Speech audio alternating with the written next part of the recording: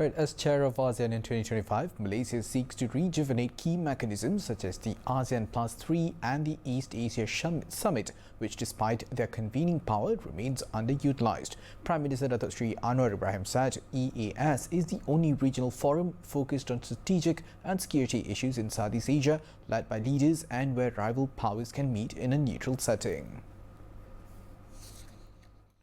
Instead of getting bogged down by the disputes of major powers, we would rather work with the like-minded member states and dialogue partners to seek ways on how such mechanisms can deliver on its aspirations. In his lecture at the London School of Economics on Friday, Anwar outlined Malaysia's strategy to rejuvenate key regional mechanisms aimed at fostering shared growth, strengthen regional cooperation and maintain openness to trade, development and commerce. He also emphasized Malaysia's continued open and pragmatic approach in engaging both the United States and China based on mutual respect and shared interest. Lastly, Anwar highlighted Malaysia's commitment to ensuring its position as a competitive hub for trade, finance and technology amidst global changes.